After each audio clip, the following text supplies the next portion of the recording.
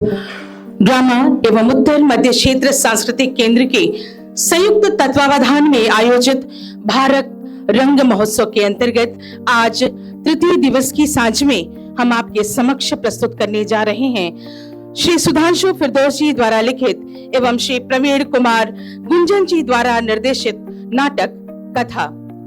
आज के इस कार्यक्रम में हमारे मध्य अपनी गरिमा में उपस्थिति से इस पूरे सभागार को गौरवान्वित करने वाले मुख्य अतिथि के रूप में परम आदरणीय प्रोफेसर भूमिकाकर विभागाध्यक्ष संज्ञानात्मक विज्ञान इलाहाबाद विश्वविद्यालय प्रयागराज, आपकी गरिमा में उपस्थिति को सादर प्रणाम और एक बार जोरदार करताल ध्वनि से आपका स्वागत अभिनंदन। हमारे मध्य उत्तर मध्य क्षेत्र सांस्कृतिक केंद्र के निदेशक महोदय की गरिमा में उपस्थिति श्री सुदेश शर्मा जी का बहुत बहुत स्वागत अभिनंदन आभार। एक बार जोरदार करताल ध्वनि से हम आपका स्वागत और अभिनंदन करेंगे। उपनिदेशक कार्यक्रम एवं श्रीमती कल्पना सहाय जी और श्री प्रशासन एस मल्तियार जी की गरिमा में उपस्थिति। जैसा कि किसी भी कार्यक्रम में हम अपने इष्ट की आराधना से उस कार्यक्रम का शुभारंभ करते हैं, मैं सम्मानित मुख्य अतिथि महोदय, निदेशक महोदय और सम्मानित अतिथिगणों से यह अनुरोध करती हूं कि दीप प्रज्वलन के माध्यम से आज के कार्यक्रम का श्री गणेश करें, शुभारंभ करें। एक बार आप सभी की जोरदार करताल ध्वनि। आज का नाटक कथा निर्देशकीय प्यार और पानी इंसान के लिए दो जरूरी चीजें हैं जो इस नाटक का मुख्य विषय है, जिसके बिना हम इंसान की भलाई की कल्पना भी नहीं कर सकते। पानी के संघर्ष को प्यार के संघर्ष के तौर पर दिखाने का सफल प्रयास किया गया है। मैं आप सभी से यह अनुरोध करूंगी कि अपने अपने मोबाइल साइलेंट कर लें और आइए आपकी जोरदार करताल ध्वनि के मध्य हम देखते हैं नाटक कथा।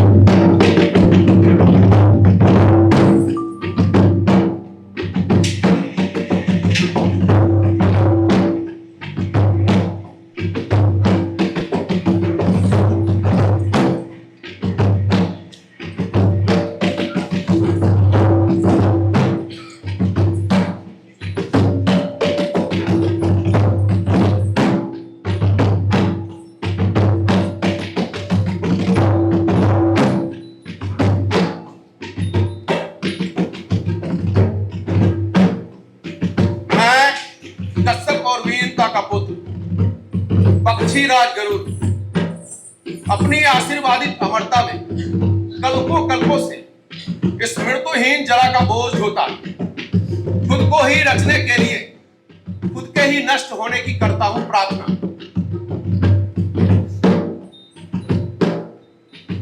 मैं संशयात्मा, मेरी चिंताएं मुझे रखती है आंखों याम क्लांत। कभी कभी लगता है मैं ही भारुंड हूं,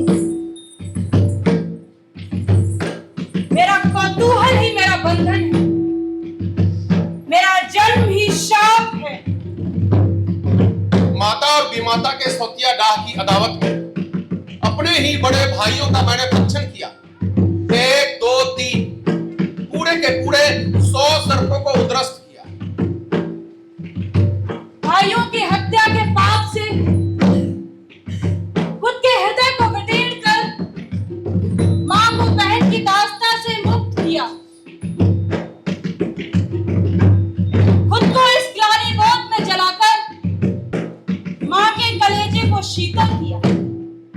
भाइयों की मृत्यु के बाद मुझे लगा सारे सांप धरती से गायब हो गए हैं और उनका जहर सिर्फ शासकों के अंतःपुर में शेष रह गया है। लेकिन उसका क्या, जो मनुष्य सर्प बन डसता है दूसरे मनुष्य को, सर्प चूमते हैं सर्पों को, सर्प सोते हैं सर्पों के साथ। नदियों से निकलता है आर्सेनिक, चापाकल से निकलता है आयरन, मां के स्तनों से दूध की जगह यूरेनियम। इतनी प्यास है निगलते निगलते पूछ।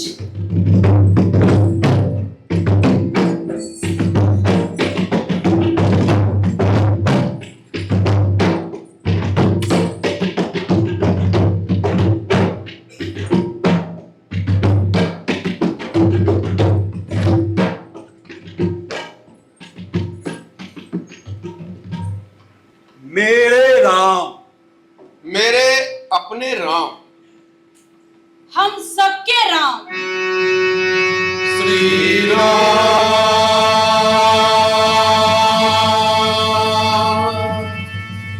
जय राम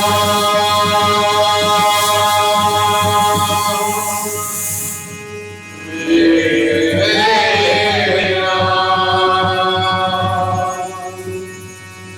श्री राम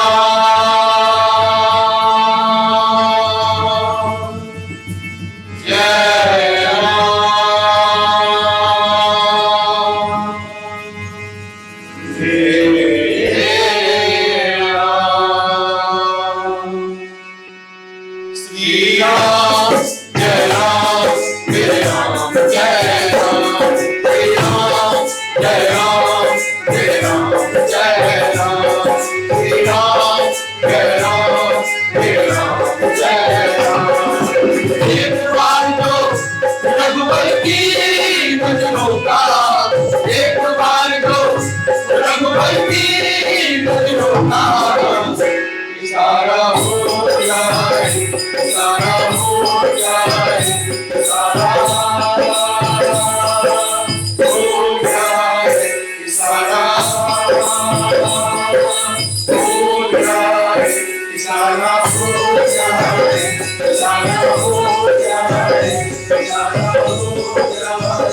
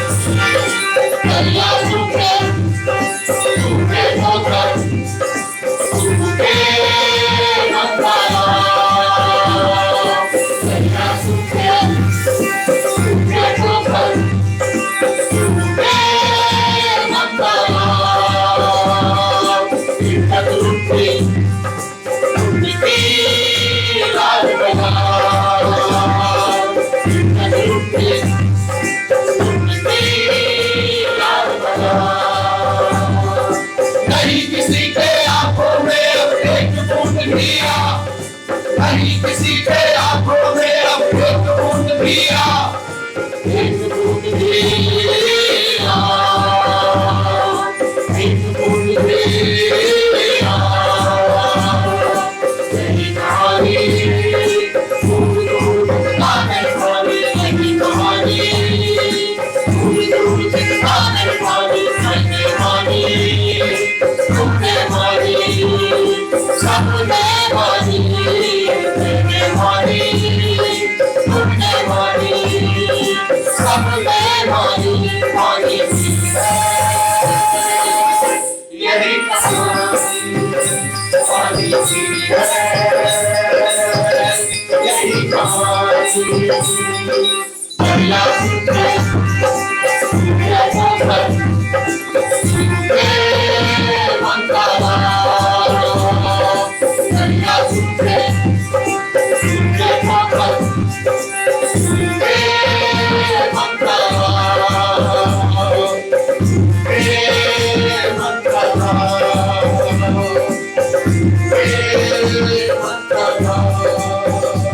बंदर बंदर, मरे हुए बंदर।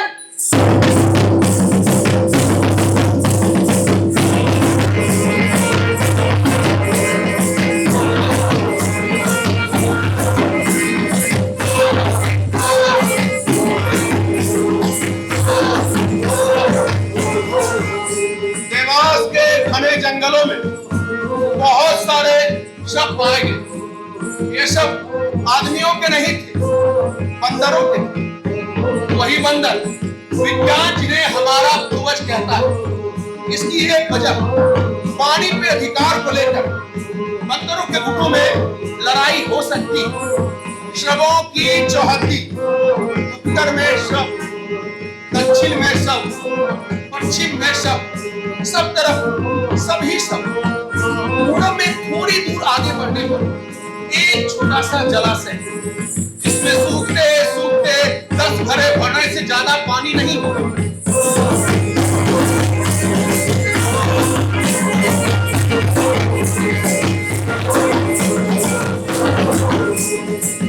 अगले दिन जब एक अपनी बालक अपनी गायों को चराते चराते वहां उस जगह पहुंचा तो सब तरफ फैले शवों को देखकर डर गया। गायों को छोड़कर वहां से भाग आया। रास्ते में उसे जो भी मिलता गया बदहवासी में वो सारा वृतांत कहता चला गया। पता चला है कि जंगल में फैले पानी ने अपने आप को छोटे छोटे डबरों में सिमटा लिया है।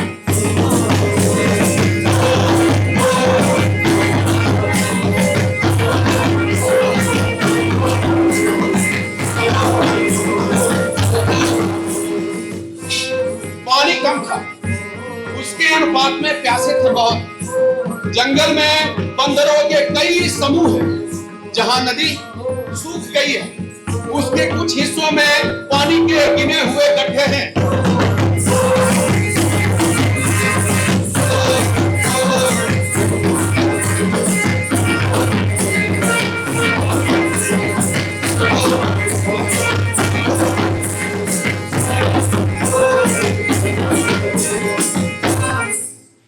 बंदरों के अनगिनत शवों की यही अंतिम कथा नहीं है। पानी पर हो किसका आधिपत्य, यही सोच सोच कर नित्य नई कथा कहती हूँ।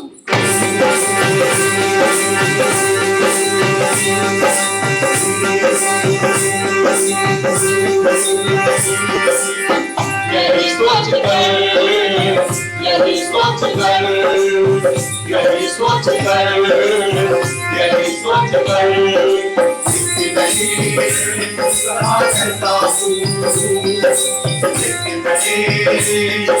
करता हूँ, करता हूँ,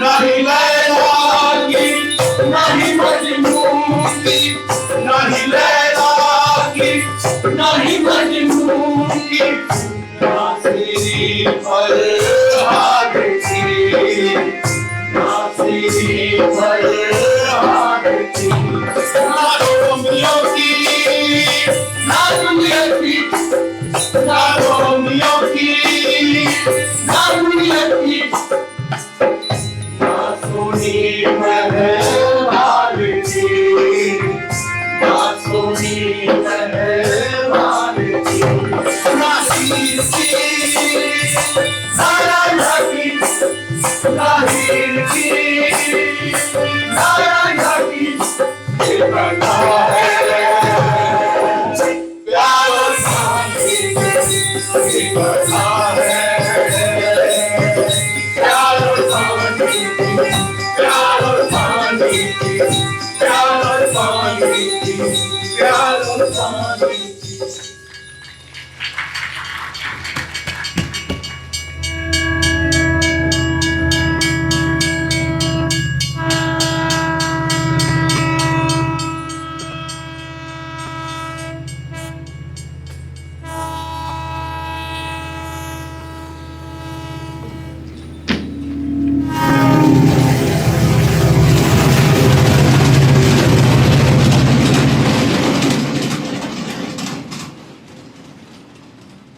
दीदी, गुड़िया दीदी,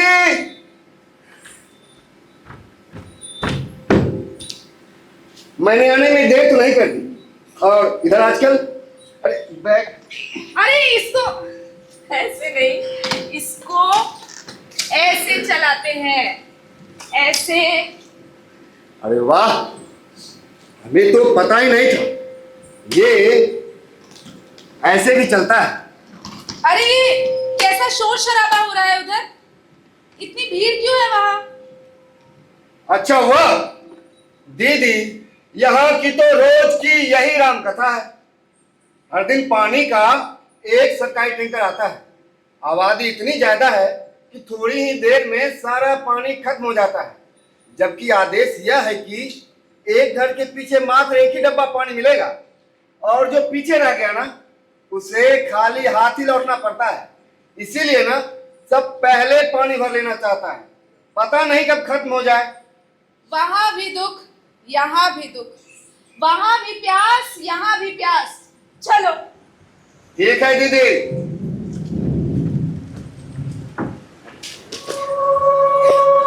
यहाँ भी दुख, वहां भी दुख, यहाँ भी प्यास, वहां भी प्यास।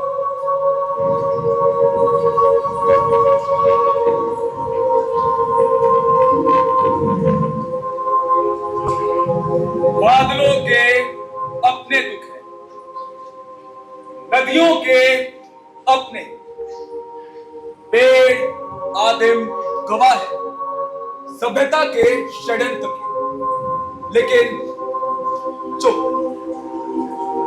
पशु पक्षी हवा पानी सब कुछ कह रहे हैं, लेकिन आदमी जो इसके सबसे करीब है उसे ही सुनना नहीं चाहता, गुनना नहीं चाहता, सुनना नहीं चाहता, गुनना नहीं चाहता, सुनना नहीं चाहता, गुनना नहीं चाहता, सुनना नहीं चाहता, गुनना नहीं चाहता, सुनना नहीं चाहता, सुनना नहीं चाहता।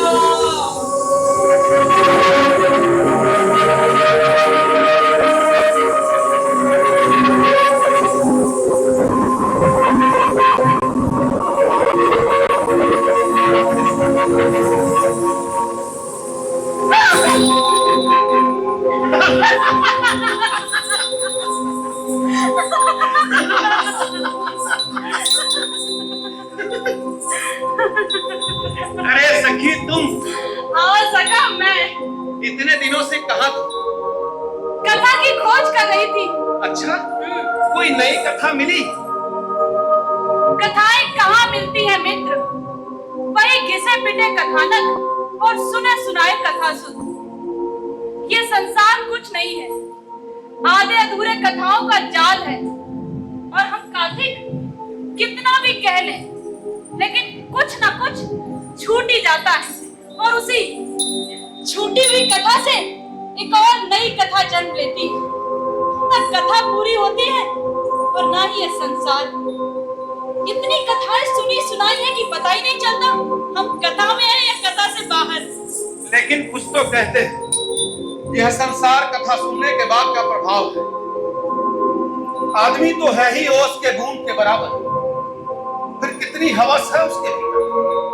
आज पूरा संसार आदमी के पेट में समा जाए, फिर भी इसकी भूख शांत नहीं। कहां तो हर तरफ प्रेम और प्यार की बात होती है, लेकिन दिखता है वही घमंड और घृणा। कितने टुकड़ों में बटा हुआ है याद है।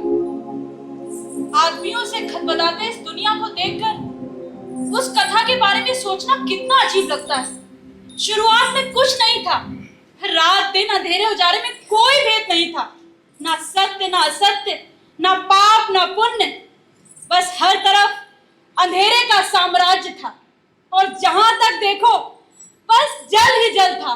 सब एक था, कहीं किसी दूसरे का अस्तित्व नहीं था। ईश्वर के जीवन में कोई संगीत नहीं था। उन्होंने अपने ऊब को मिटाने के लिए आदमी बनाया, लेकिन आदमी भी अपने अकेलेपन से बहुत जल्दी ऊब गया। तब उस परम पिता ने अपने पुत्र आदमी के लिए जानवरों की सृष्टि की। ईश्वर से शायद यहाँ पहली गलती हुई कि उसने दूसरे को पहले से कमतर बनाया। दुनिया में यहाँ से असमानता की शुरुआत हुई, जो आगे चलकर पता नहीं कहां कहां तक पहुंची। आदमी ने बहुत जल्दी जानवर को अपना गुलाम बना लिया और इसी ऊब के साथ उसकी दिनचर्या बीतने लगी। हार कर ईश्वर ने आदमी के अकेलेपन को बांटने के लिए औरत की सृष्टि की, और फिर संसार का नाटक शुरू हुआ। पहले गीत आया, संगीत आया, संगीत आया, कविता आई, कविता आई, कथा आई, कथा आई, फिर हम जैसे कार्तिक आए, फिर हम जैसे कार्तिक आए, फूल आए, फूल आए, पक्षी आए, पक्षी आए, सूरज आया, सूरज आया और आया चांद।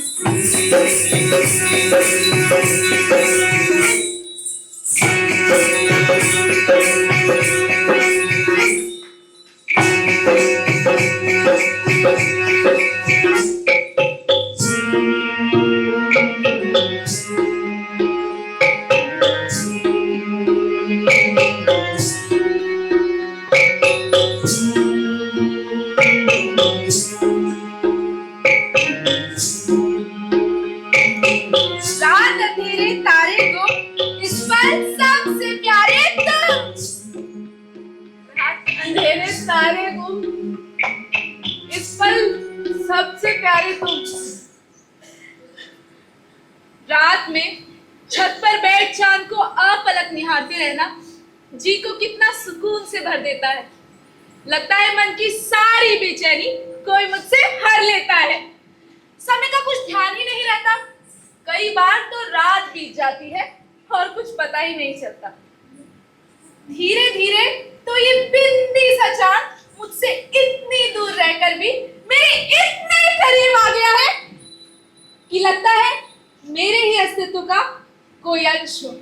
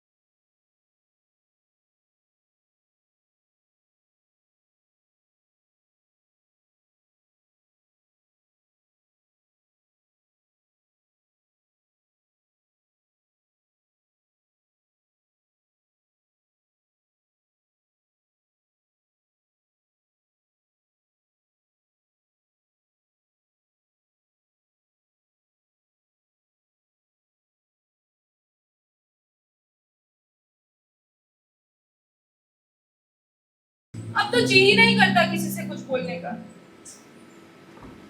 चांद तो तब भी होगा ना जब मैं स्कूल कॉलेज में थी। जाने कितनी रातें दोस्तों से हॉस्टल में बातें करते गुजारी। व्यस्तता में कभी चांद पर ध्यान ही नहीं गया। ये तो तब भी मुझे देखता होगा, मैंने ही कभी इस पर ध्यान नहीं दिया। शायद शायद उसी कमी को पूरा कर रही हूं, देर से ही सही। दोस्त मुझे माफ कर दो, इतनी दूर क्यों हो? जरा पास आओ, देखो मैं सॉरी बोल रही हूँ। सॉरी यार, पास आओ, पास आओ। ये तो पास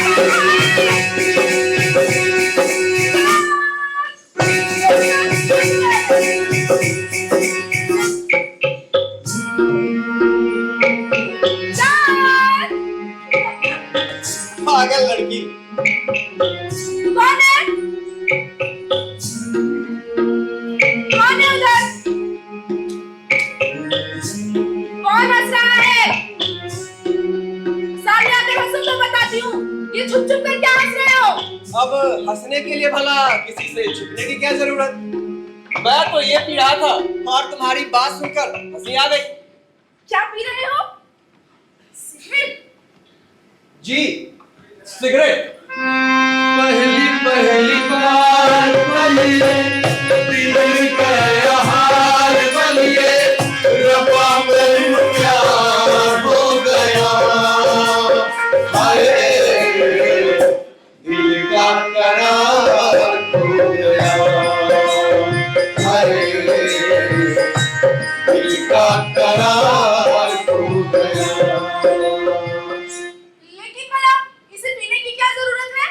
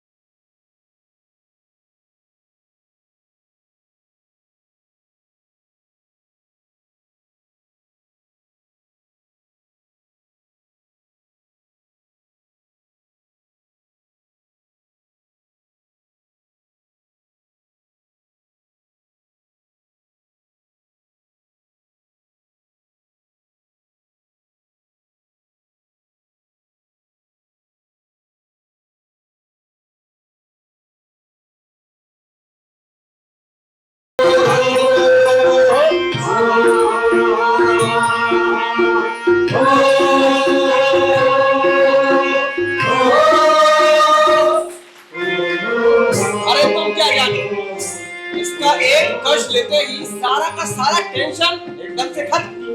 अच्छा ऐसा है, मुझे भी दोगे? मेरे पास तो एक ही है जो मैं पी रहा हूँ, लेकिन तुम्हें सिगरेट क्यों चाहिए भला? तुम्हें भी कोई टेंशन है? टेंशन? हाँ है तो। तुम्हें किस बात की टेंशन? वो मेरा कोई दोस्त नहीं है ना। अच्छा, तो फिर इसे मैं तुम तक कैसे पहुंचाऊं? रुको,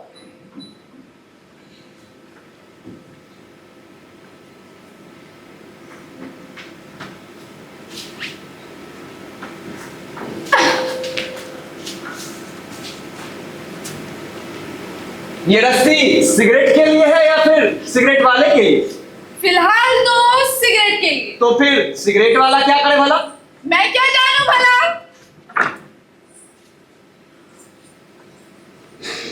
अच्छा, तुम यहाँ रोज आते हो? हाँ कल भी आओगे? हाँ, कल भी आऊंगा। सिगरेट लाओगे? क्या सिगरेट? मैं क्या जानूं भला? बुझे हुए सिगरेट को जलाना पड़ता है और दबे हुए प्रेम को जगाना पड़ता है।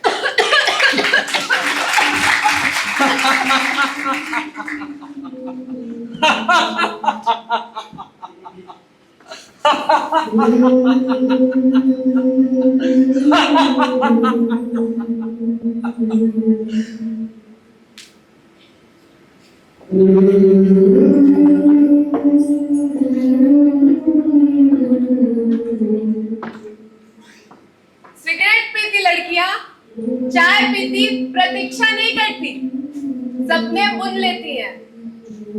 अक्सर सिगरेट पीती लड़कियां खूबसूरत कम, मजबूत ज्यादा दिखती हैं। सिगरेट पीना स्वास्थ्य के लिए हानिकारक होता है।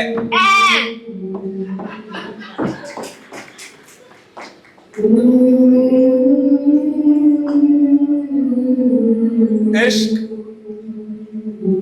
मोहब्बत, प्रेम, तरोस्त्रो, मरोस्त्रा, लपेस्त्रो, मनोस्त्रा, परेस्त्रा, सब ऐसे ही शुरू होता है। दीवानगी, जुनून और फिर वहशत। देखो देखो फिर से एक नई प्रेम कहानी जन्म ले रही है। ये लोग भी अब रोज मिलेंगे, कभी छत पे चांद तारों से बातें करते हैं, तो कभी बागीचे में पेड़ों के छांव तले एक दूसरे में खोए हुए, तो कभी दूर नदी किनारे मछलियों को दाना पीते हैं, तो कभी किसी तालाब के पानी में पैरों को डाले बत्तखों के झुंड से अटखेलियां करते हुए।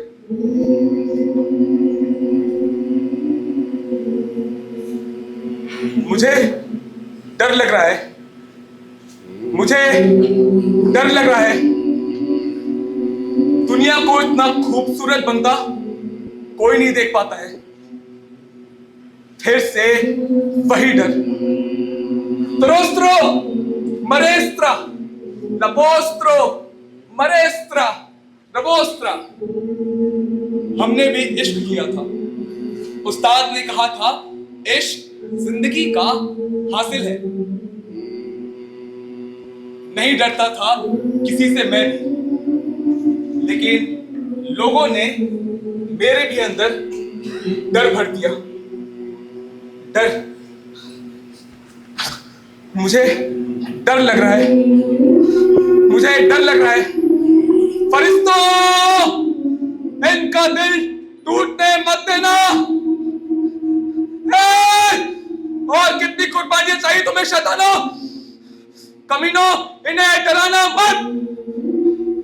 फिर से वही भय, वही दीवार, वही हजारों सालों की नफरतें। आदमी दूसरा आदमी, कमतर आदमी, ऊंच नीच, जात पात, गरीब अमीर, बार बार वही बाढ़ पकड़े। कौन मछेड़ा है जो फेंकता बार बार वही वही जाल, भरती नहीं उसकी पेट। God must be sadist।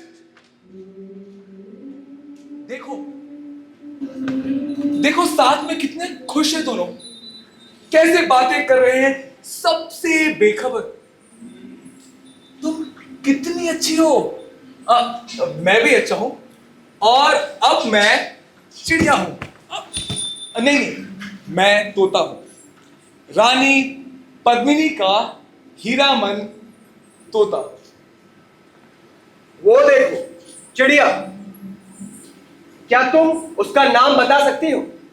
अरे नाम में क्या रखा है, मैं तो ये देख रही हूँ कि वो कितनी उन्मुक्त है, कितनी आजाद। हाँ, उन्मुक्त और आजाद। लेकिन तुम्हें कैसे पता चला कि वो चिड़िया नर है या मादा? नर और मादा जैसा कुछ भी नहीं होता, ये सब सिर्फ कहने की बातें हैं। हम लोगों को पैदा होते ही नर और मादा के खांचे में डाल दिया जाता है। मैं दुनिया को तुम्हारी तरह नहीं देखती, मैं उसे मुक्ति और बंधन के रूप में देखती हूँ। दो ही तरह के लोग होते हैं, या तो कोई आजाद होता है या फिर कोई गुलाम।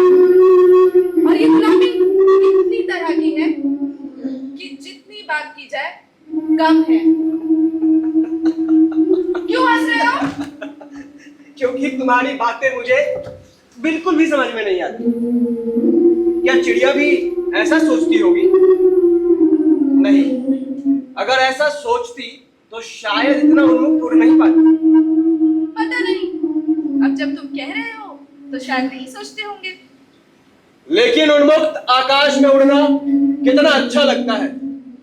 काश हमारा भी आकाश होता जिसमें हम दोनों उन्मुक्त उड़ते, तो कितना अच्छा होता।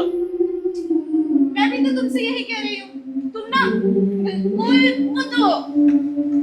जानते हो, मैं ना अक्सर छत पर आकर चांद से बातें किया करती हूँ। पर जब से तुम मिले हो, मुझे तुमसे बात करना अच्छा लगता है। सच? हाँ सच। पर पता नहीं चांद क्या सोचता होगा। क्या सोचेगा? मैं भी तो चांद हूँ। अच्छा, हाँ, तुम रात हो और मैं तुम्हारा चांद।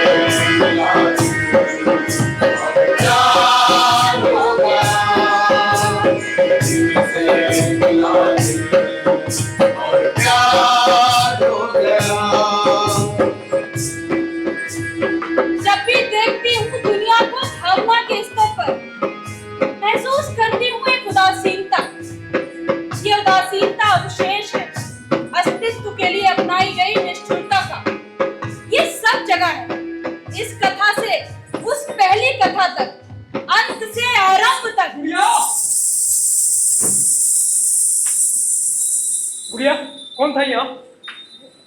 भैया कोई नहीं था, मैं तो छत पर यूं ही चांद से बातें करते हुए कविता पढ़ रही। कोई यहाँ पर था? तुम मुझसे कुछ छुपा रही है। कौन था यहाँ? कोई नहीं था भैया, आपको वहम हुआ होगा। वहम हुआ है? वहम हुआ है? हाँ? जैकेट किसका है ये? पता नहीं। गुड़िया, ज्यादा काबिल मत बन। मुझे सीधे सीधे बता कि यहाँ पर अभी कौन आया था? और मैं आखिरी बार पूछता हूँ, ये जैकेट किसका है? मुझे नहीं पता कि किसका जैकेट है ये। पापा, पापा देखिए गुड़िया को। कौन है? कौन है वहां पर? क्यों इतना शोर मचा रहे हो? क्या हुआ जो आसमान सिर पर उठा रखे हो? पापा पूछिए अपनी लाडली बेटी से कि छत पर कर क्या रही थी और कौन था इसके साथ। मुझे तो कुछ बताएगी नहीं, आपने सिर पे तो चढ़ा रखा है। कौन आएगा यहाँ इससे मिलने? तुम भी ना। और अगर कोई आ भी गया तो इसमें ऐसी कौन सी बड़ी बात? पापा आपकी इन्हीं बातों ने इसका मन बढ़ाया है जो छत पर ये सब करने लगी है। देखो, अगर कोई आया है तो बता दो, इसमें इतनी हाय तौबा क्यों? तुम हम सब लोगों में सबसे ज्यादा पढ़ी लिखी हो, काबिल और समझदार हो। बताओ, कोई आया था? इसमें छुपाने जैसी कोई बात नहीं है। कोई भी नहीं आया था पापा, भाई बिन बात की बात बना रहे हैं। बिन बात की बात बना रहा हूँ? हाँ, बिन बात की बात बना रहा हूँ। ये जैकेट किसका है? ये मुझे कैसे पता होगा पापा? इनके किसी दोस्त का होगा ना। अब मैं सबके जैकेट तो झूठ बोल रही है, झूठ बोल रही है, मेरे किसी भी दोस्त का नहीं है। अरे अब बोल भी दो, इसमें इतना क्या डरना? अगर कोई आया था तो इसमें छुपाने जैसी कोई बात नहीं है। देखो, मुझे आज नहीं तो कल किसी और से पता चले, इससे अच्छा है कि तुम खुद मुझे बता दो। बताओ, कौन आया था? बताओ, बताओ। लोचन आया था।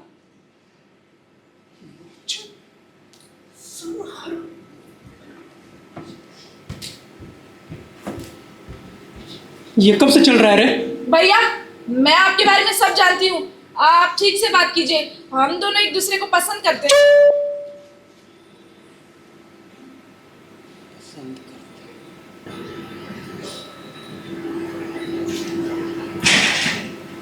सुना पापा आपने अपनी लाडली बेटी को इसी दिन के लिए ना शहर में देखा, पढ़ लिख कर समझदार बनेगी, सलीकेदार बनेगी। तो देखिए देखिए इसका सलीका क्या सब करने लगी है। क्या सबसे तुम्हारा क्या मतलब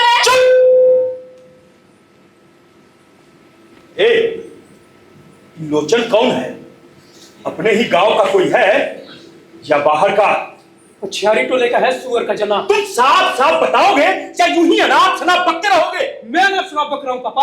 हाँ तो सुनिए, ये लोचन कोई और नहीं, रामचरित्रा का बेटा लोचना है, जिसे आपकी बेटी लोचन लोचन कह के आदर दे रही है। जी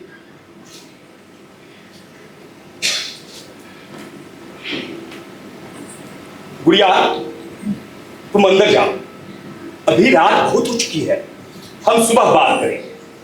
जाओ, अंदर जाओ, जाओ। जी जी पापा।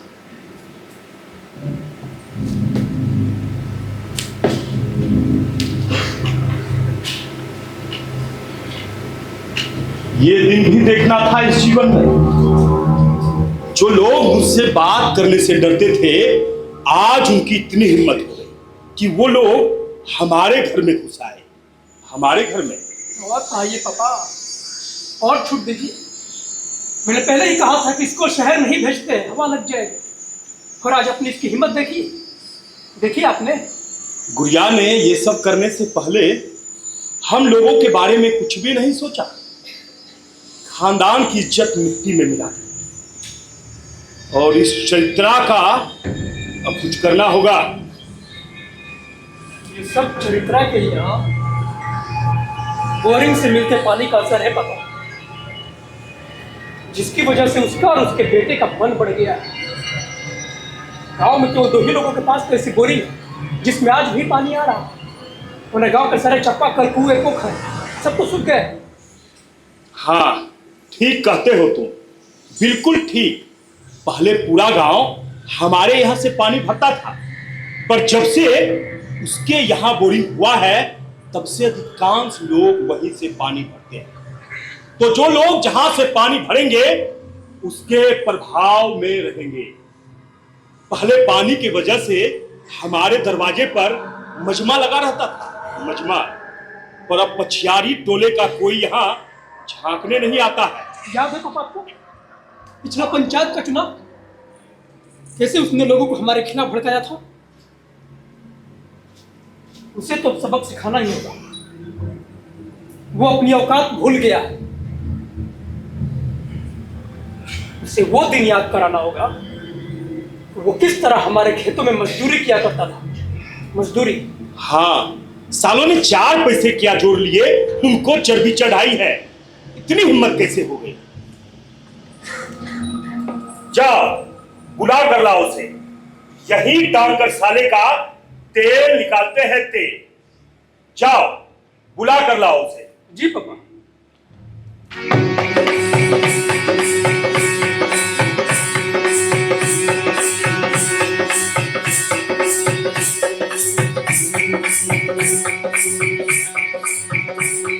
जीवन जीने के लिए जरूरी क्यों है इतनी निष्ठुरता? क्यों है कठोर इतना आदमी? मैं वो कठोरता ला नहीं पाती, इसीलिए किसी कथा से बाहर जा नहीं पाती। खुद को ही नष्ट करता है आदमी खुद को बचाने के वास्ते। न जाने कितने खून करता है खुद के भीतर खुद को ही जिलाने के वास्ते। इतनी मुंह है, एक को पिलाता है पानी तो दूसरा मांगता है शराब। इतना व्यापक है ये भावना का रोजगार कि खुद की खुशी के लिए खुद को देना पड़ता है दुख। किसी से मिलने के लिए उसी पर बिछड़ना होता है किसी और से। एक साथ नहीं हो सकता सबसे प्यार। आज जो खुशी दे रहा है कल करेगा उदास। आदमी खुद को जमींदोज करने के लिए खोद रहा है कब्र। गहरी और गहरी होती जा रही है कब्र। ऊंचा और ऊंचा होता जा रहा है कद। मुसलसल कश्मकश हाथ में कुदार। पसीने पसीने गिन रहा एक एक सांस। आइए चवित्तर जी, कथा में प्रवेश कीजिए। स्वागत है आपका। दूध ला दी मालिक।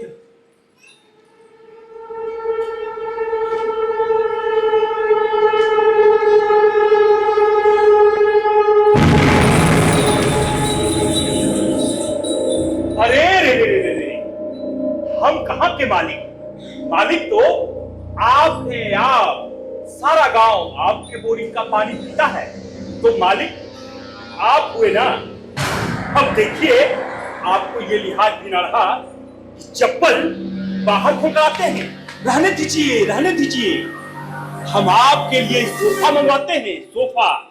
अब आप हमारी बराबरी में जो बैठिएगा, वाह क्या दाव खेला है आपने। गलती हो गई मालिक, चप्पल खोलना भूल गया। वो क्या बोल रहे? मुझ मोटी बुद्धि वाले तो कुछ समझ नहीं आ रहा। नाटक अच्छा कर लेते हैं आप। बाप बेटे ने मिलकर अच्छा खेल रचा है। और देखिए देखिए देखिए कैसे बगुला भगत बने बैठे हैं। पर कान खोलकर सुन लीजिए, पानी अगर सिर के ऊपर गया तो मैं कुछ भी कर दूंगा, कुछ भी। आज भी मेरे देह में वही खून दौड़ रहा है। तुम्हें याद है ना कैसे इलाके के लोग मेरा नाम सुनकर अपने धोती में मुंह दिया करते थे। 3-3 कोस तक कोई भी पहलवान मेरे सामने अखाड़े में टिक नहीं पाता था। मालिक, आप ये क्या कह रहे? मुझे कुछ भी समझ में नहीं आ रहा। मेरा बेटा और आप किस खेल की बात कर रहे हैं, मुझे बताएंगे? मालिक, अपने बेटे को समझाओ कि वह आग से खेल रहा है। पता नहीं तुमने उसे कौन सा मंत्र दिया है कि जो वो मेरी बेटी से प्रेम और विवाह करने का स्वप्न देख रहा है। मालिक, आप ये क्या कह रहे? मुझे इस बारे में कुछ भी नहीं पता। और मेरा बेटा जब से टहलदा कुछ बदली गया है, पता नहीं, बड़ी बहती बहती बातें करता है। वो अपना मालिक मुख्तार खुदा ही है। मेरे तहे में रहता तो मैं उसे थमधा लेता, लेकिन वो वो तो पथियाली तोलेतर नेता बने फिरता है। अमीर दलीप ऊंट नीत तो मिटाने की लड़ाई लड़ने के लिए इलाके के युवाओं तो पता नहीं कौन कौन सी किताबें पढ़ाता रहता है। जब चमड़ी उधेरी जाएगी ना, तब शायद दिमाग ठिकाने आएगा, सारी हेकड़ी निकल जाएगी, नेताई और आस्ती का सारा भूत उतर जाएगा और तुम भी गांव छोड़कर फिरंत हो जाओगे बुढ़ापे में। ऐथा जुल्म मत दीजिएगा मालिक, मैं तहां दाऊंगा। कुछ भी जबरदस्ती मत कीजिएगा।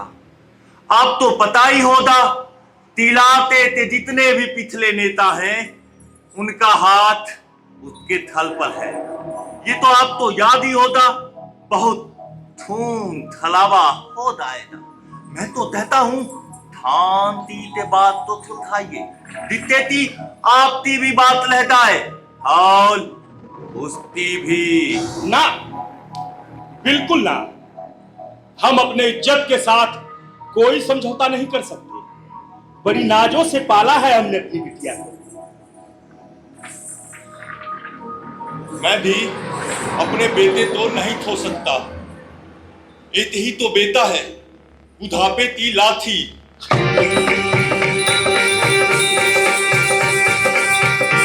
लड़ाई से ना कुछ हुआ है और ना ही कुछ होगा। प्रेम को रोकने से कब किसका भला हुआ है? क्या होगा खून खराबे से? दोनों को एक एक ही बेटा है। यमराज का गीत मंडरा रहा है, बचाओ इस गांव को, बचाओ। प्रेम कब रुकता है? जितना ही रोकोगे ये उतना ही बढ़ता है।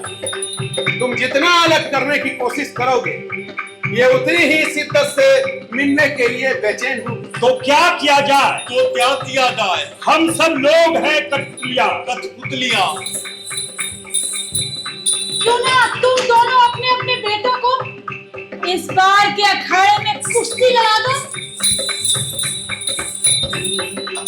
जो लोचन जीते तो गुड़िया से उसका ब्याह होगा, और तेरा बेटा सूरज जीते तो चरित्रा सब परिवार बोरिंग तुम्हें सौंप कर इस गांव को छोड़कर हमेशा हमेशा के लिए चला जाए। होने दो कुश्ती। क्यों, सही है ना? जवानी और जोश का मेल, तो शुरू होने दो कुश्ती का खेल। वाह वाह जी वाह। मुझे तो शैतान के होने की महक हो रही है। मैं ना बोलूंगा कुछ, समझ जाओ कथिक। कथा में इतना व्यवधान हमारा नहीं है धर्म। हाँ, ये ठीक रहेगा। कुश्ती में भला सुरजा से कौन जीत सकता है? इस तरह से सांप भी मर जाएगी और लाठी भी नहीं टूटेगी। तो ये तय रहा, इस बार के कुश्ती के महामुकाबले में सुरजा और लोचना होंगे आमने सामने। अगर लोचना जीता तो ब्याह होगा, और अगर सुरजा जीता तो तुम अपना बोरिंग हमें सौंप कर परिवार समेत गांव छोड़कर फिरंत हो जाओगे। नहीं, मन तो दला हुआ है धर्त थे, लोचना और तुस्ती, लेकिन और कुछ उपाय भी तो नहीं है। सिया राम, सिया राम, सिया राम, सिया राम, सिया राम, सिया राम, सिया राम, सिया राम। प्यार कब रुका है, प्यार कब रुका है, प्यार कब रुका है, प्यार कब रुका है। सिया राम, सिया राम, सिया राम, सिया राम, सिया राम, सिया राम।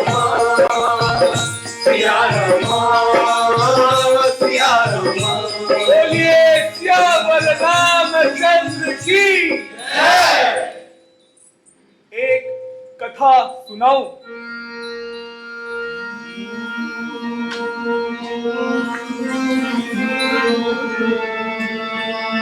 कभी किसी चमन में तितलियों का एक जोड़ा हुआ करता था। जैसा कि तितलियों के अल्प जीवन में सबके लिए प्रेम ही प्रेम होता है, वैसा ही उन दोनों का भी जीवन था। तितलियों की एक खासियत होती है, जब वे व्यस्त होते हैं प्रेम के लिए उसी जगह वापस लौटते हैं जहां उनका जन्म हुआ था। एक रोज बातों ही बातों में नर तितली और मादा तितली में बहस हो जाती है कि दोनों में से कौन एक दूसरे से अधिक प्रेम करता है। नर तितली ने शर्त रखी, जो कल सुबह सबसे पहले इस फूल पर बैठा मिलेगा वही अधिक प्रेम करता है। बसंत अभी चमन से बहुत दूर था। शिशिर और हेमंत के बीच झूलते मौसम में ठिठुरता हुआ नर तितली अगले दिन सुबह होने से कुछ समय पहले ही फूल के पास आ जाता है। मादा तितली को वहां न पाकर मन ही मन खुश होता है। सूरज की लालिमा बादलों से धीरे धीरे झांकने लगती है। जैसे जैसे रोशनी फैलने लगती है और फूल खिलने लगता है, नर तितली की आंखें नम हो जाती है। उसके आंखों से आंसू गिरने लगते हैं। क्या देखता है? पंखुड़ियों के बीच मादा तितली मरी पड़ी थी।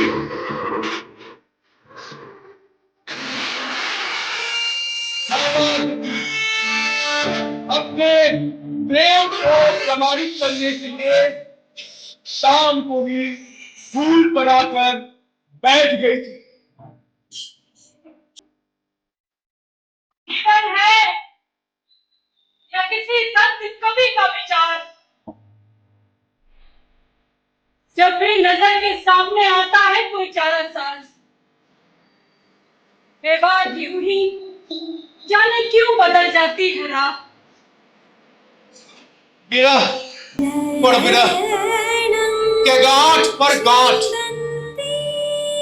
उड़ गए उड़ते उड़ते तितलियों के रंग, खो गई जागते जागते जुगनुओं की रोशनी।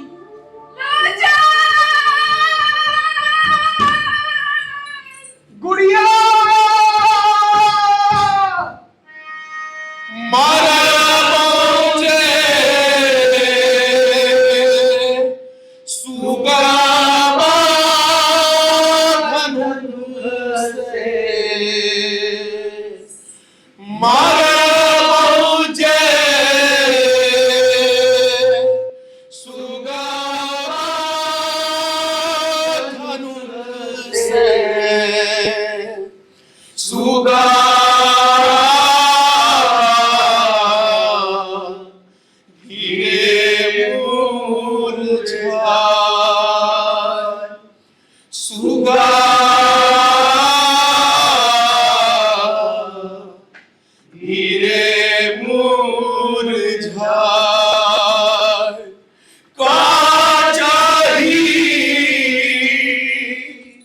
बांस के बगिया काचा ही, बांस के बगिया बगी लचका बहंगी लचकत जाए।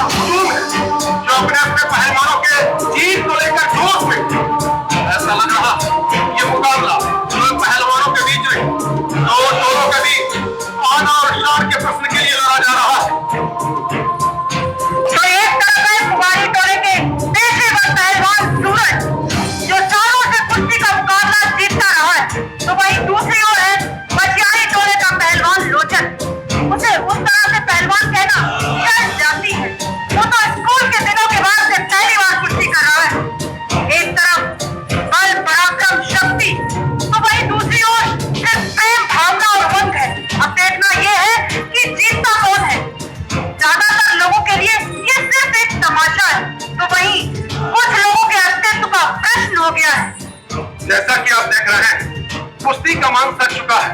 ये मुकाबला बस कुछ ही पलों में शुरू होने वाला है। मैं आपको बता देना चाहता हूँ, ये मुकाबला कुल 5 चरणों में होगा और 5 में जो 3 चरण जीतेंगे वही इस मुकाबले के विजेता होंगे। तो लीजिए, शुरू होता है कुश्ती का महामुकाबला।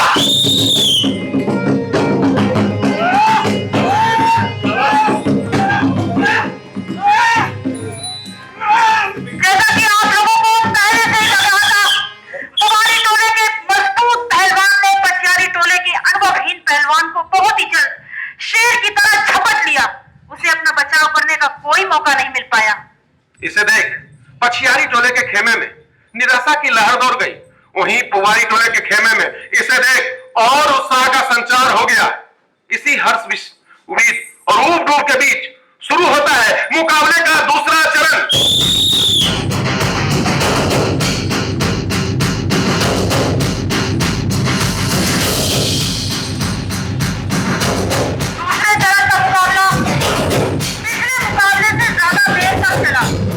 इस बार पछियारी टोले का पहलवान लोचन दम से लड़ा और उसने विपक्षी के सारे दांव पेच को नाकाम कर दिया।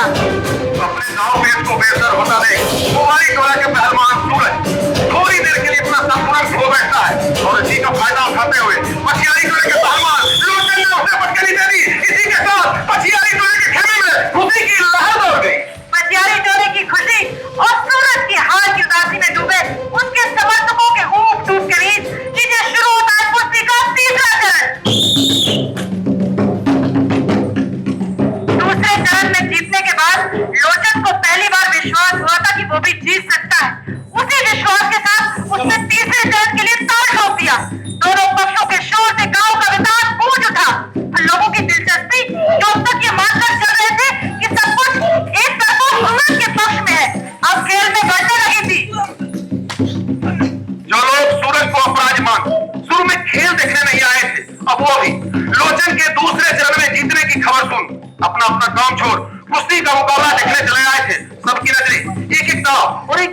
टिकी थी। ऐसा लग रहा था ये मुकाबला लोचन और सूरज नहीं लड़ रहे हैं बल्कि पूरा गांव लड़ रहा है। इस बार सूरज पिछले चरण में मिली हार से बहुत दुखी था और उसने अपने अनुभव का फायदा उठाते हुए ऐसा पेच लगाया कि लोचन को अपना बचाव करने का कोई मौका नहीं मिला और वो बहुत ही आसानी से हार गया। पिछले चरण की जीत से जो बनी धारणा टूटी कि ताकतवर कभी नहीं हारता। लोगों में आस जगी कि कोशिश की जाए तो ताकतवर को भी हराया जा सकता है। अगर सच्चे दिल से लड़ा जाए तो कमजोर भी जीत सकता है।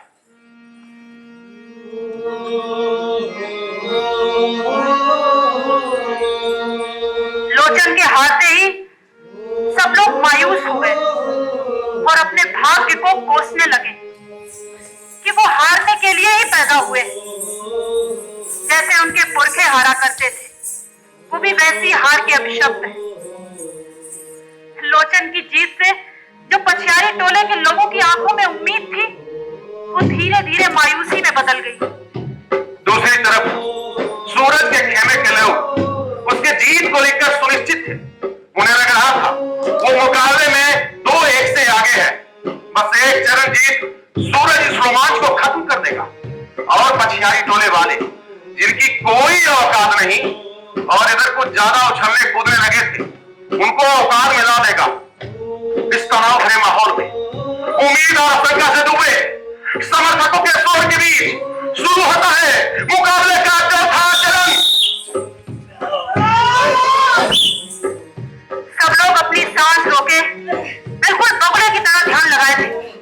ऐसा लग रहा था मैदान में होने वाली हर उठक पटक लोग आंखों से देख ही नहीं बल्कि सुन भी रहे। हर उठक पटक में ऐसा लगता कि दर्शक ही खुद उठा पटका रहे। बहुत देर तक चले इस मुकाबले के बाद लोचन ने सूरज को पराजित किया।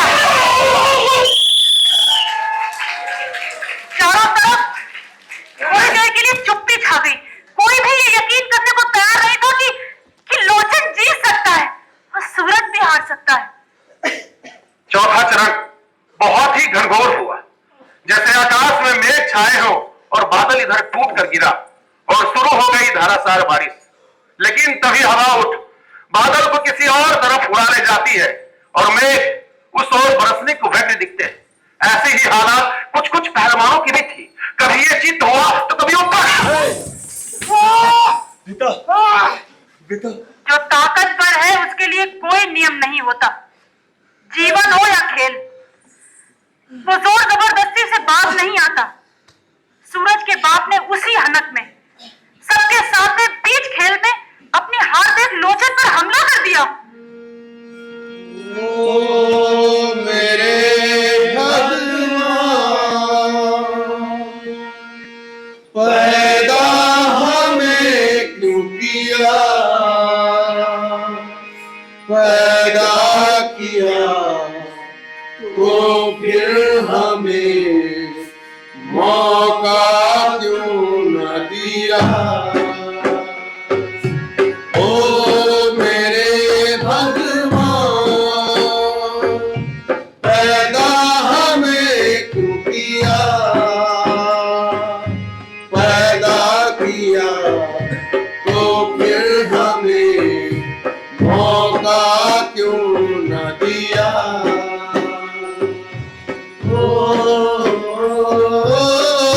थोड़ी देर के बाद जब लोचन की चेतना वापस लौटी तो उसके समर्थक उत्साह में चिल्लाने लगे। फिर कुछ देर रुकने के बाद अंतिम चरण का मुकाबला शुरू हुआ। ये चरण बहुत ही गंभीर था। एक भी आदमी बैठा हुआ नहीं था। ऐसा लग रहा था हर कोई उस घेरे को तोड़ अपने समझ आना चाहता है। दोनों पक्षों के गुटों में बार-बार करने की कोशिश बार-बार की जा रही, लेकिन कोई भी शांत होना नहीं चाहता था। सभी उसी उत्तेजना में कूद रहे थे। यह एक ऐसा खेल था जिसे कोई भी हारना नहीं चाहता था, क्योंकि यह खेल महज खेल नहीं, प्रेम और पानी के लिए लड़ा जाने वाला युद्ध था, जिसके योद्धा तो लोचन और सूरज थे, लेकिन लड़ पूरा गांव रहा था। और गांव क्यों, इसके साथ युद्ध में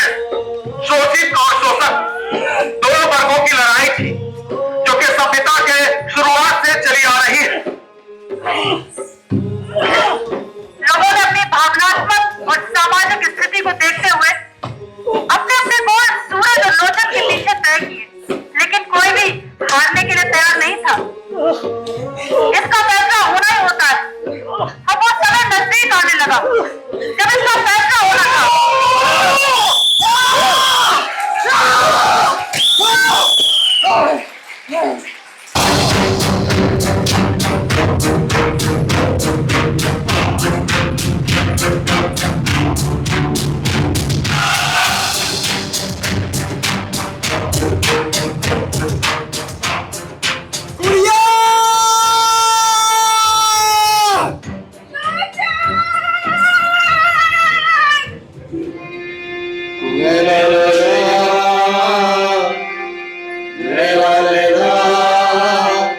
करता फिरे मजनू यहाँ दिल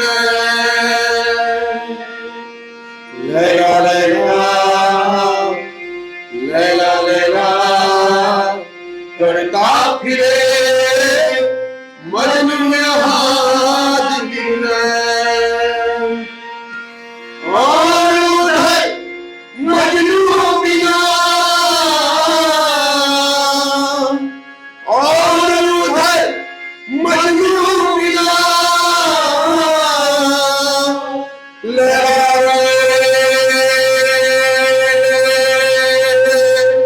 भर भर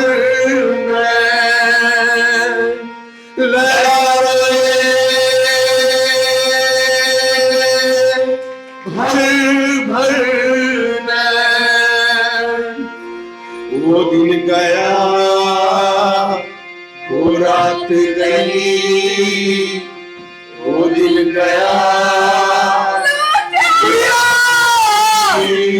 गुड़िया पी गए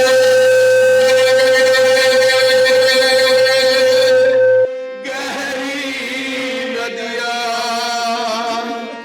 पी गए गहरी नदियाँ चोच के मारना सालत है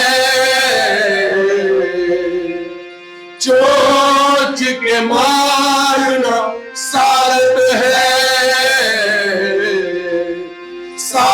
है पिया की बतिया सालत है पिया की बतिया रे कागा सब तन खइयो चुनी चुनी खइयो सब मास रे कागा सब तन खइयो चुनी चुनी खइयो सब मास दो नैना दो नैना जिनमें बाबू वजीर है पिया मिलन किया रे कागा सब तरफियो सब मास रे कागा सब तरफियो चुनी चुनी खइयो सब मास सब मास सब मास सिया रामा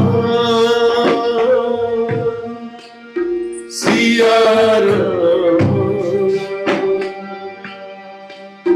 सिया रामा सिया रामा सिया रामा सिया रामा जिस बेटी पे आपके प्राण रखे रहते अपनी झूठी आग और शान के लिए उसी के प्राण के दुश्मन बन गए और उसे जिंदा जला दिया। मुझे याद है कि बचपन में मेरी छोटी बड़ी हर तकलीफ से आप कितना परेशान हो जाते थे। मेरी तबीयत खराब होने पर आप शहर से डॉक्टरों की पूरी टीम बुला लेते थे और आज मैं तड़पती रही तो आप मुझे कमरे में बंद कर तेज आवाज में मंत्रोच्चार करने लगे और भैया जोर जोर से घंटा बजाने लगे ताकि मेरी चीख दब जाए। मुझे हमेशा चुप कराया गया, कभी प्यार दुलार की आड़ में तो कभी खानदान के मान सम्मान का वास्ता देते। यहाँ तक कि मुझे ऊंची आवाज में बोलने पर भी टोक दिया जाता। मेरी आखिरी चीख को भी बाहर नहीं आने दिया। आपने कितनी चतुराई से माँ को ननिहाल भेज दिया। दुनिया कितनी बदल गई, लोग कहाँ से कहाँ चले गए, लेकिन आप वहीं के वहीं रहे। अपने को जरा भी ना बदला पापा। मैंने आपका हर फैसला माना, लेकिन आपको मेरे एक फैसले से इतनी दिक्कत हुई कि आपने मुझे हमेशा के लिए खत्म कर दिया।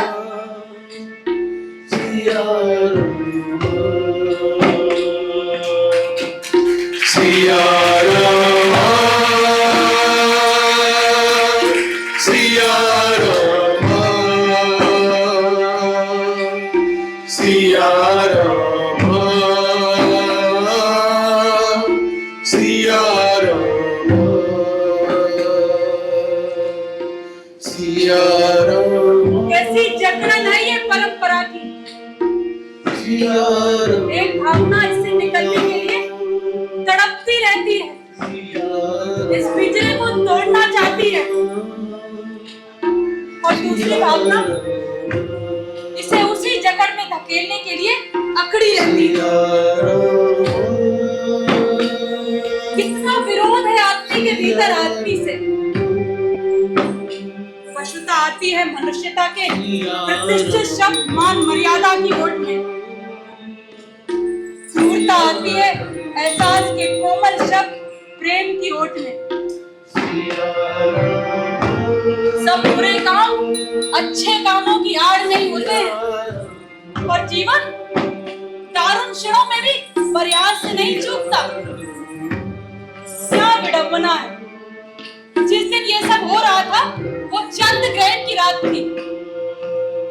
कोलाहल, चांद को ग्रास, सूखी धरती की प्यास, बारिश का इंतजार, सब तरफ चीखे मंत्रोच्चार, घंटे की आवाज। क्या पशु क्या इंसान, क्या है सब हलकान। लगता है इस कोलाहल को भगवान ने भी सुन लिया है। अंधेरा इतना है कि कुछ सूझ नहीं रहा। अरे इतनी तेज बारिश, ऐसा लग रहा है कि जैसे इस गांव के ऊपर बादल ही फट गया। बारिश नहीं होते होते होने लगी तो इतनी हो रही है कि लग रहा है गांव ही डूब जाएगा। और गांव के लोग कितने खुश हैं, और वो भी क्यों ना भला। इतने लंबे इंतजार के बाद इनकी आंखें तो दिए के कोर के समान स्याह से स्याहतर हो गई है, और ये लोग घरों से निकल बारिश में झूम रहे हैं। और बारिश ऐसी कि थमने का नाम नहीं ले रही है। धीरे धीरे बाढ़ सी सूरत बनाई है। हर तरफ बारिश का शोर था, और इस घटना से अनजान पूरा गांव बारिश के आनंद में विभोर था। लेकिन इसी गांव में एक घर, वहां आनंद नहीं, क्रूरता अपना विभत्स रूप दिखा रही थी। अपराधी कैसा भी हो, पेशेवर या गुड़िया के बाप जैसा ही क्यों ना, अपराध के बाद उसे सब कुछ दो आंखों की जगह चार आंखों से दिखने लगता था। अब उसे आगे का भय दिखने लगा। बेटी की हत्या ने उसे अनजाने भय से भर दिया। आत्मा के प्रकोप से बचने के लिए उसने अपनी बेटी के पैरों में कील ठोकने का आदेश दिया। कील ठोकने से पहले उसके भाई ने अपनी बहन के घुटने तोड़ दिए ताकि उसकी आत्मा वापस ना आ सके। और उस समय गुड़िया की सांसें चल रही थी। पता नहीं क्या सोची होगी बाप भाई और सारे मानवीय संबंधों के बारे में।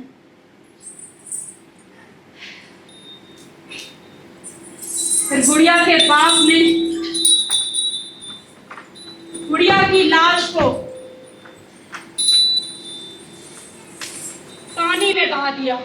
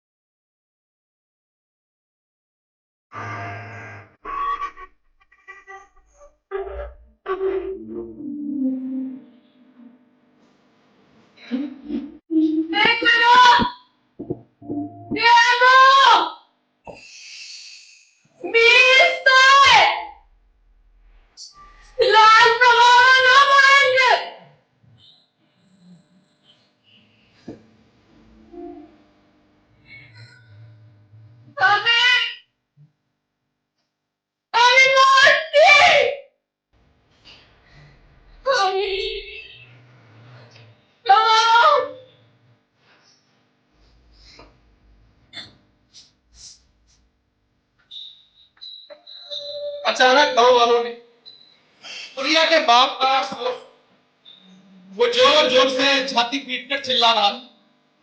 सब लोग उसके दरवाजे पे झुकने लगे थे, लेकिन किसी को समझ में कुछ नहीं आ रहा आखिर हुआ क्या।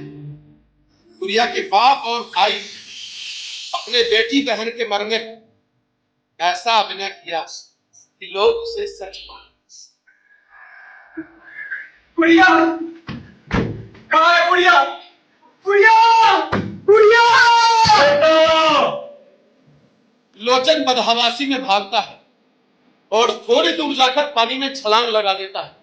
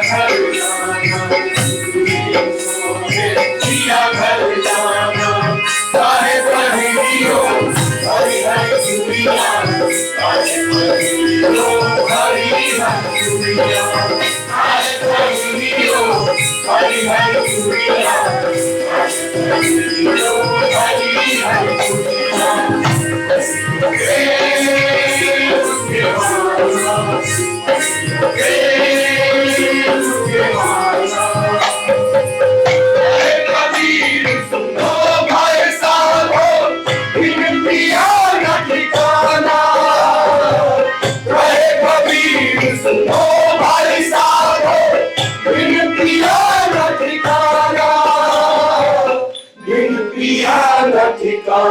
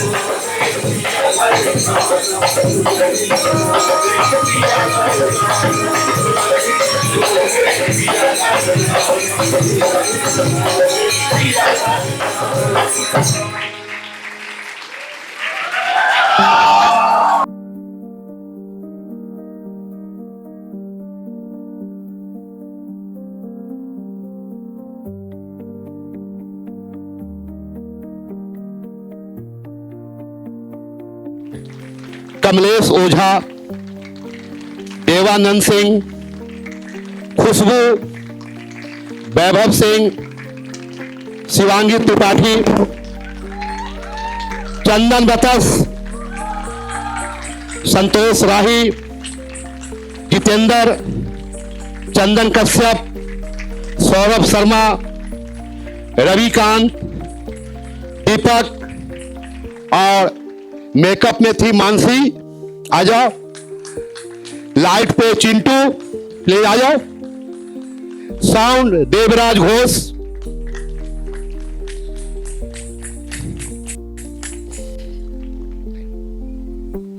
बहुत बहुत आभार सर। एक बार पुनः पात्र परिचय के पश्चात इन कलाकारों के जीवंत अभिनय के लिए जोरदार करतल बनी।